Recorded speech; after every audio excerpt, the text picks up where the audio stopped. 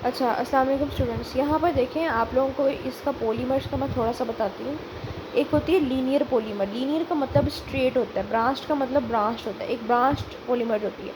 Basically जो branched polymer होती है ना, वो एक दूसरे के साथ क्रॉस लिंकेज बना रही होती है। ठीक है। अब देखें, इसमें जो इंपॉर्टेंट बात है याद रखने वाली, वो एक ये है कि the length of the polymer chain is specialized by the number of the repeating unit in the chain now as degree of polymerization, DP जिसको बोलते हैं। This is called as degree of polymerization. इसकी definition अच्छी तरह से याद होनी चाहिए। For example linear polythene. So MCQs कैसे पूछेगा कि linear polythene is the example of the degree of polymerization. टार्शरे polymers, thermoplastic polymers, thermosetting polymers. तो this is the example of the degree of polymerization. अगर वो पूछ ले vinyl acetate, butyl metallate, copolymer, ये किसकी एग्जांपल है, तो ये हमारे पास पॉलीमर्स की एग्जांपल है। पॉलीमर्स क्या होते हैं? लार्ज रिपीटिंग यूनिट्स, मतलब लार्ज मॉलिक्यूल होते हैं जो कि स्मॉल रिपीटिंग यूनिट मोनोमर्स से बने होते हैं। इसको हम मैक्रोमॉलिक्यूल्स भी कहते हैं। पॉलीमर्स को ब्रांच होते हैं, इंटरकनेक्टेड होते हैं, और हमारे पास लीनियर पॉलीमर्स होते हैं। अब देखें, एक बात आती है, ये बड़ा इंपॉर्टेंट है, थर्मोप्लास्टिक पॉलीमर्स और थर्मोसिटिक पॉलीमर्स क्या होते हैं।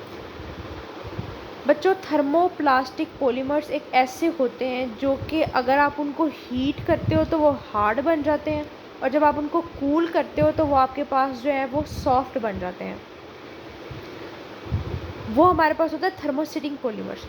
जो हमारे पास, ये जो मैंने अभी बात बताई है, ये हमारे पास होता है थर्मोसिटिंग पॉलीमर्स के। थोड़ा सा मैंने उलट प्रोसेस बता दिया। मैं आपको ये बता रही हूँ कि जो थर्मोसिटिंग पॉलीमर्स हैं वो हमारे पास हीटिंग पे हार्ड हो जाते हैं, और उसके बाद जब आप कूल करते हो वो थोड़े से सॉफ्ट हो जाते हैं, लेकिन अपनी ओरिजिनल पोजीशन पे वापस नहीं आते हैं। उसको थर्मोसिटिंग कहते हैं। थर्मोप्लास्टिक को भी जब आप हीट करते हो तो वो आपके पास क्या हो जाते हैं, वो आपके पास सॉफ्ट हो जाते हैं। जैसे कि प्लास्टिक है ना, उसको आप हीट करोगे, प्लास्टिक पहले कूलिंग में हार्ड हो गया था, अब आप उसको हीट करोगे तो वो दोबारा से रबर शेप में हो जाएगा। तो जब वो रबर शेप में हो जाएगा तो वो हीट की वजह से हुआ। अब उसको रबर शेप में जब वो बन गया, अब उसको कूल कर लो तो वो उसी शेप में हो जाएगा, यानी हार्ड किस शेप में बनेगा, कूल में, और हीट करने की वजह से वो सॉफ्ट बन जाएगा। उसको थर्मोप्लास्टिक पॉलीमर्स कहते हैं। और थर्मोसिटिक पॉलीमर्स में हार्ड हो जाते हैं उन हीटिंग के ऊपर, और अपनी ओरिजिनल शेप में नहीं जाते। कूल भी कर लो तो माइनर से सॉफ्ट होते हैं, ज़्यादा सॉफ्ट नहीं होते।